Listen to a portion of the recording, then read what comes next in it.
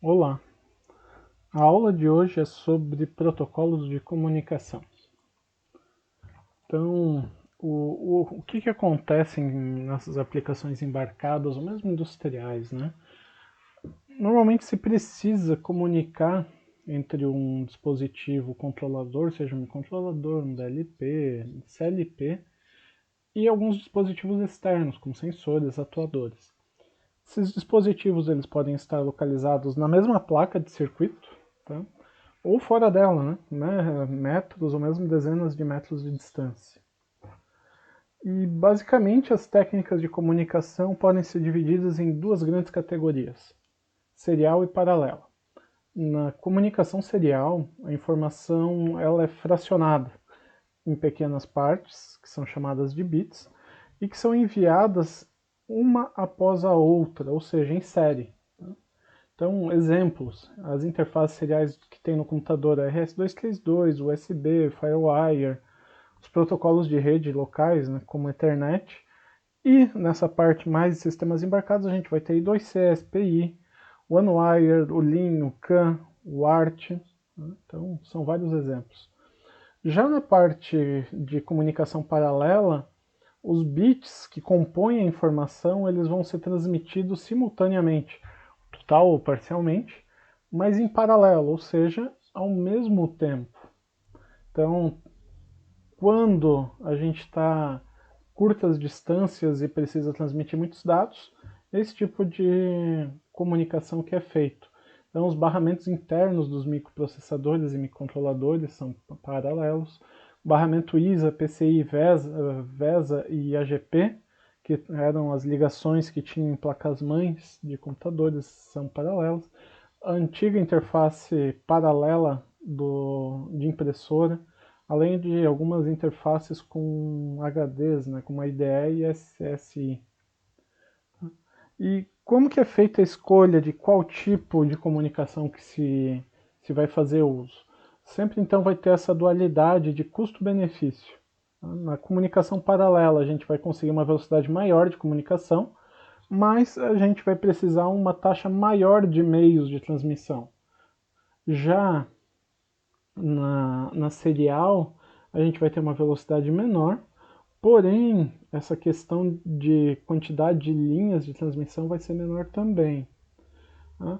E tem uma questão aí também de imunidade a ruídos, onde, como na paralela a gente vai ter muitas linhas, a chance de algum deles sofrer alguma interferência é maior do que na serial, onde a gente tem um número reduzido de linhas aí de transmissão. Os protocolos de comunicação eles podem ser classificados como síncronos ou assíncronos, ou seja, se existe algum sinal de sincronia, que normalmente a gente vê esse sinal de sincronia sendo um clock. Né? Então, nessa distinção nos protocolos síncronos, além das linhas de comunicação, a gente vai ter também as linhas de dado. Né? Então, a informação na linha de dado é transmitida a cada transição da linha de clock. Nesse tipo de protocolo ainda tem uma classificação dos elementos de comunicação. O elemento que vai gerar essa sincronização é chamado de mestre, e os que recebem esse sinal de sincronização são chamados de escravos.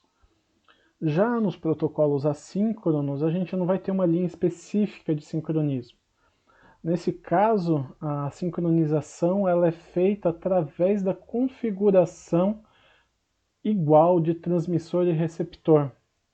Então, cada elemento vai ter que ter um clock também preciso, além de alguns marcadores ali na comunicação, como sinais de início e de fim da palavra transmitida.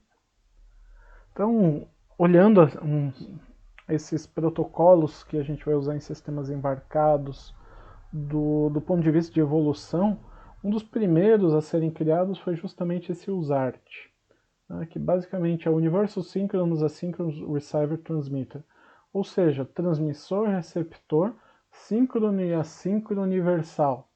Então, esse protocolo ele vai possuir dois modos de trabalho, como diz o próprio nome, um modo assíncrono e um modo síncrono. Então, o modo síncrono ele caiu em desuso e normalmente a gente vai usar o assíncrono. Então, falando só rapidinho do síncrono, A comunicação vai ser feita em duas vias, uma de clock e uma de dados, ou seja, ela vai ser half duplex, eu só vou poder transmitir ou enviar, eu não consigo fazer os dois ao mesmo tempo, operando então numa arquitetura mestre-escravo, já que vai ter que ter um dos elementos gerando o clock, e o bit menos significativo normalmente é enviado primeiro. Então agora no modo assíncrono, que é o mais utilizado, então muitas vezes o que vai se ver é o ART, não os ART, né, em microcontroladores. A comunicação é feita em duas vias também, só que agora uma é usada para transmissão e outra para recepção. Então ele é full duplex, ele pode enviar e transmitir ao mesmo tempo.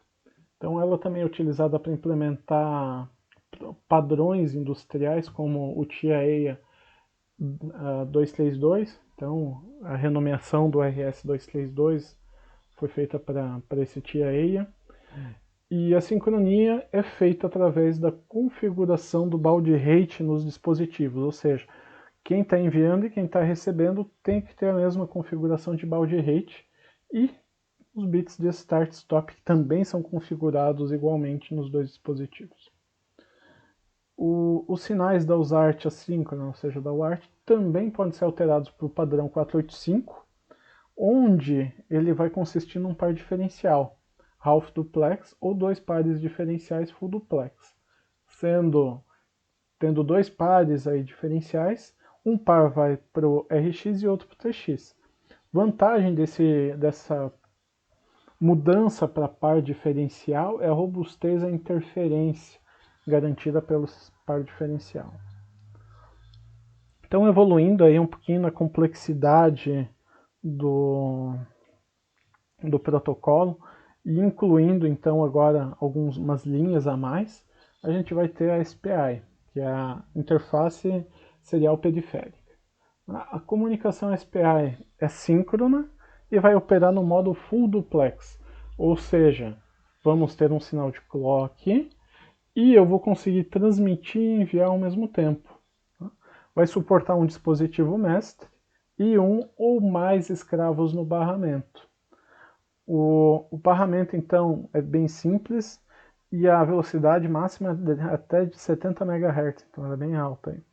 Então, temos diversos dispositivos que usam esse tipo de comunicação, e principalmente devido à capacidade de fluxo, né? Então uma alta densidade de transmissão de dados e a facilidade de implementar.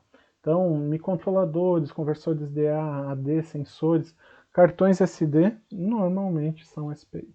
Tá? Os quatro sinais que a gente tem na SPI, como ela já havia sido dita, ela é síncrona, ou seja, eu vou ter um sinal de clock, também chamado de SCLK ou SCK, e ele é utilizado para sincronização entre o dispositivo mestre e o escravo. O protocolo ele especifica que o sinal deve ser simétrico, ou seja, ao mesmo tempo que ele permanece alto, ele deve permanecer baixo. Temos o chip select, também denominado muitas vezes como CS ou SS, e é o sinal utilizado para selecionar e habilitar o dispositivo com o qual se deseja comunicar. Então a gente vai ter um barramento com vários dispositivos e o CS que vai indicar qual desses aí que vai receber ou enviar a informação. Temos o sinal MISO, também chamado SDO, Serial Data Out, que é a linha que os escravos escrevem e recebidos pelo mestre. Então é Master In, Slave Out. Depois a gente ainda, por último, a gente vai ter o Master Out Slave In, também chamado de Serial Data In. É a linha onde que o mestre escreve e os escravos leem os dados. Como já foi falado, o pino CS é onde que seleciona-se o escravo que vai se comunicar, e por isso não é um protocolo que tem endereço. A comunicação é full duplex, eu tenho linhas separadas ali para escrita e para leitura, mas eu não tenho um padrão para funcionamento do CS. Então, para ver como que é essa ativação, tem que olhar no datasheet do dispositivo. Normalmente, a ativação é feita em 0. e ele fica em estado idle no nível lógico 1. Os dados podem ser transferidos com uma sequência de bits ajustável, então tem microcontroladores que permitem ali de 8 a 16 bits por palavra, mas normalmente é 8 bits. Né? E essa configuração de quem vai antes, se é o menos significativo ou mais significativo, também varia conforme o dispositivo. Então agora, aumentando a complexidade da parte de software e diminuindo a complexidade na parte do hardware, a gente tem o I2C, que é o Inter-Integrated Circuit. Então ele só vai ter duas linhas de comunicação, uma de dados e uma de clock. Então a linha SCL vai ser controlada pelo dispositivo configurado naquele momento como master, que vai enviar o sinal de clock para os dispositivos slaves, enquanto a linha SDA vai ser bidirecional, ou seja, eu vou ter esse protocolo é half duplex e vai ter carregado aí na SDA a informação. O barramento é do tipo multimaster, o que significa que eu posso ter mais de um dispositivo iniciando a comunicação, desde que todos os outros estejam escutando. Então eu posso ter um master por vez, porém esse master pode ser mudado ao longo do tempo. Ele vai ter endereçamento, né? Então dependendo da quantidade de bits desse endereçamento, eu vou ter dispositivos que podem ter no barramento. Se eu tiver um endereçamento de 7 bits, eu posso ter 127 dispositivos. E no caso de endereçamento de 10 bits, eu posso ter 1023 dispositivos. Como os dispositivos trabalham no modo dreno-coletor aberto, nos pinos de comunicação, a gente tem que colocar um resistor de pull-up no barramento. Esse resistor normalmente é indicado no datasheet dos dispositivos qual que é o recomendado.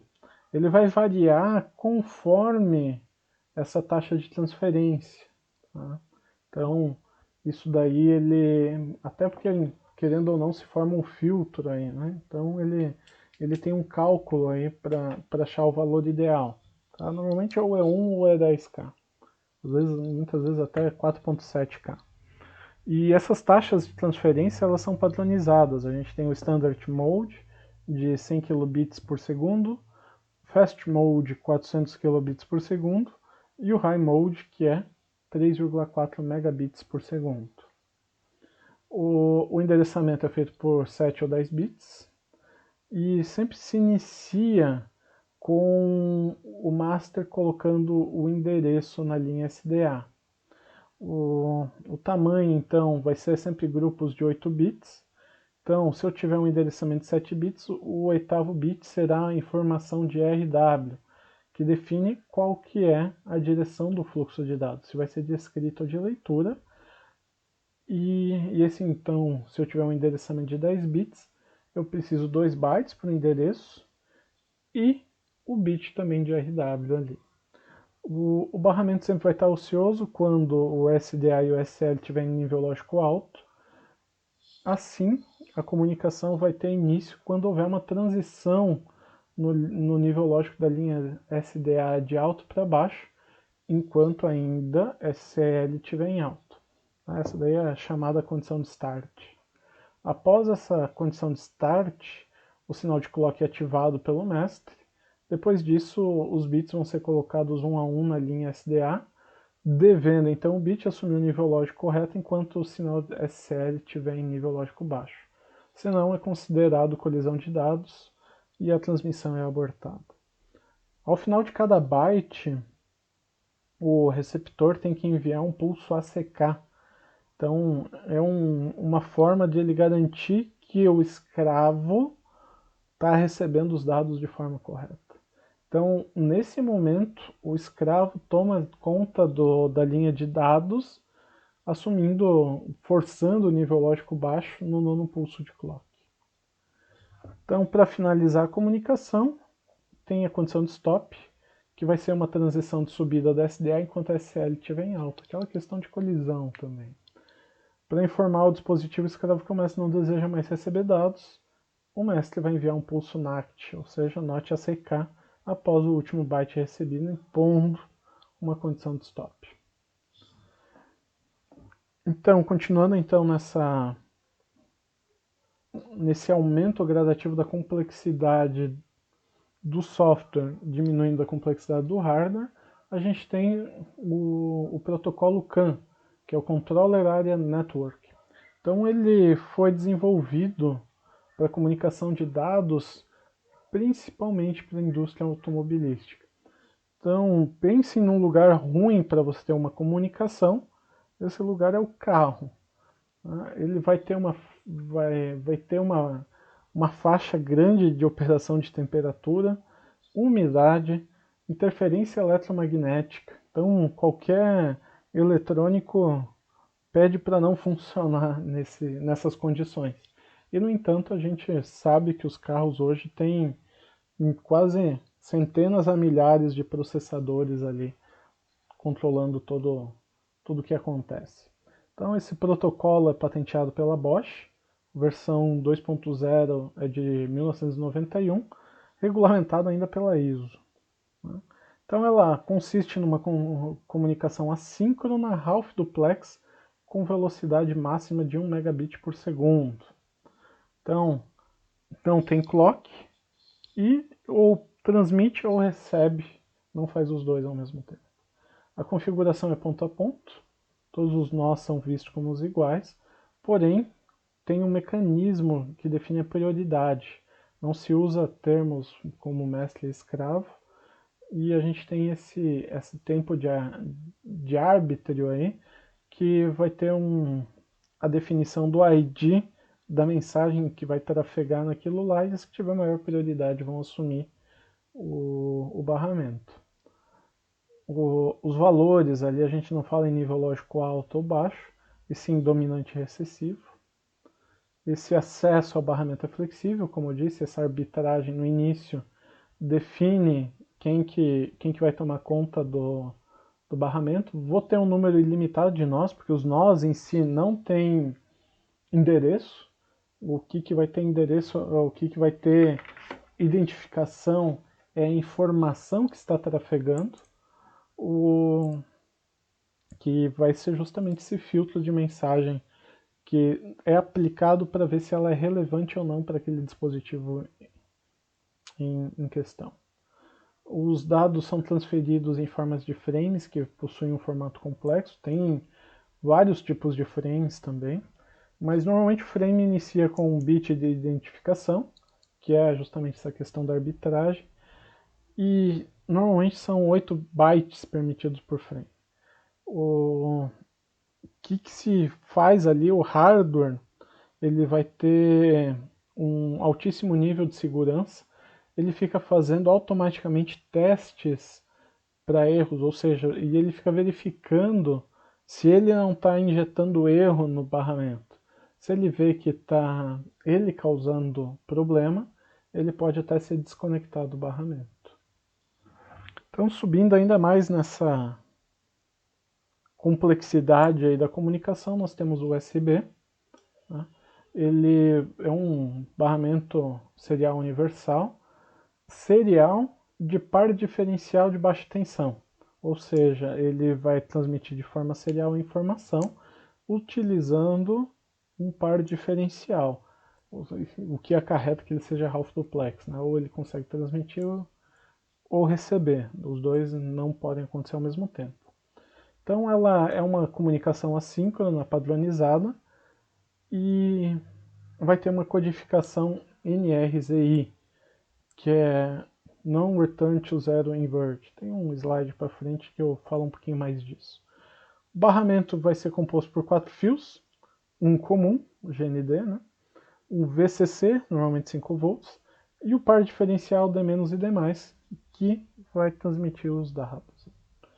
Os dados são transmitidos usando aquela codificação, e tem uma sequência especial de sincronia enviada no início de todos os pacotes, para que haja a sincronização dos clocks. Né? Então não tem necessidade de um fio para clock. Ele é plug and play, ou seja, não tem necessidade de desligar o PC para conectar ou desconectar o dispositivo.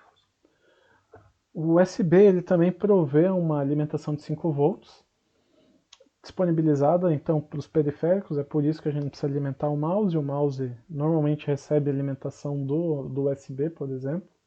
E mesmo muitas das placas que a gente usa para microcontroladores, elas são alimentadas por essa corrente disponibilizada pelo USB. Essa corrente normalmente é baixa, de 100 a 500 mA, mas a gente tem o power USB também, que pode transmitir acho que 5 a 10 amperes até. Né?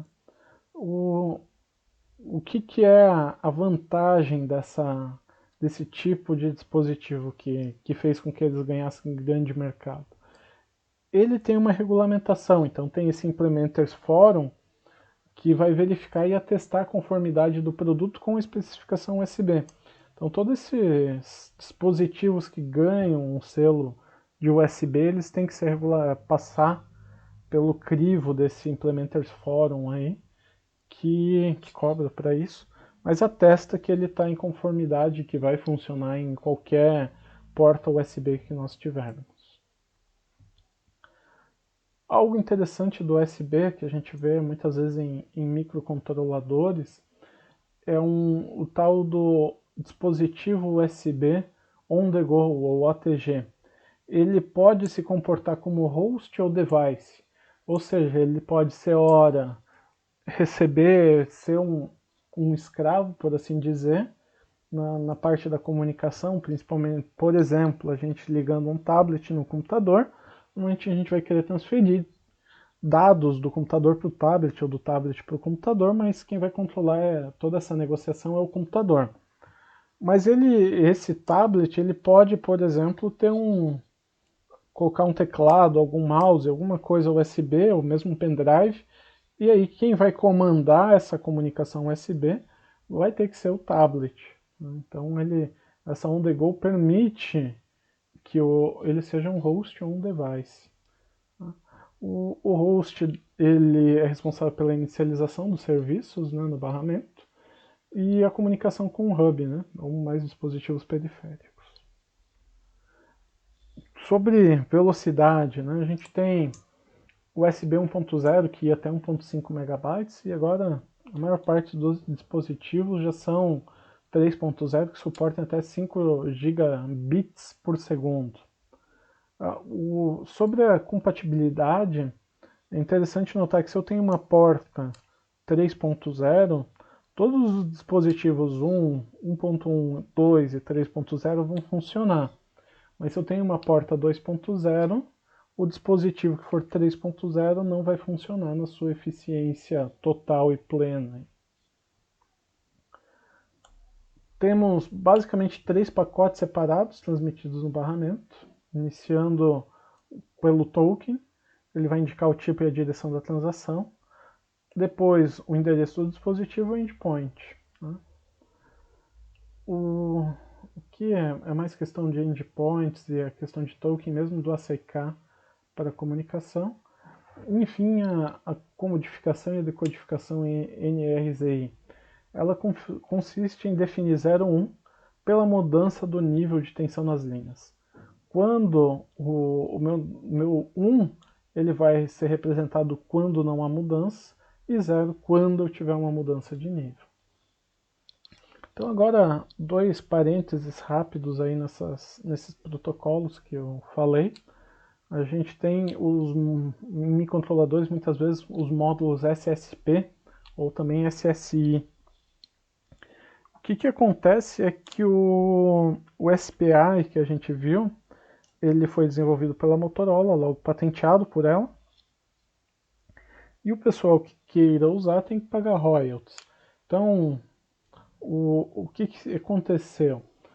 Alguns fabricantes foram desenvolvendo outros módulos aí compatíveis, mas não exatamente iguais com SPI.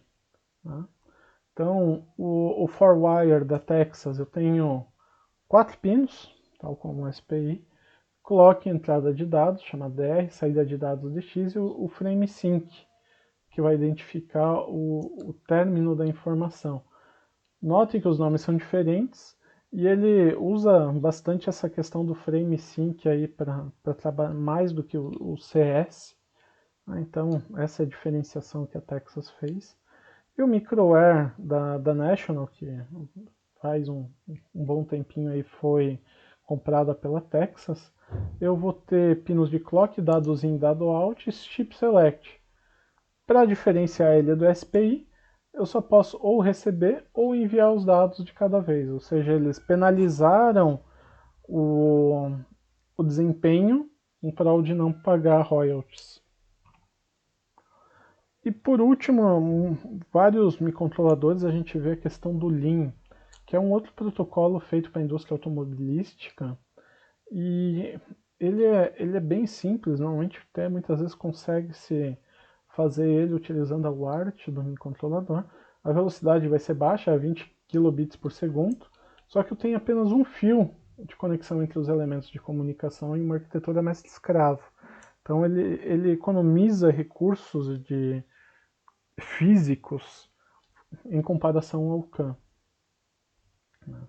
Então, essa comparação acontece, não tem como, mas algumas características do Lean também é que não vai ter arbitragem, só vai ter um mestre.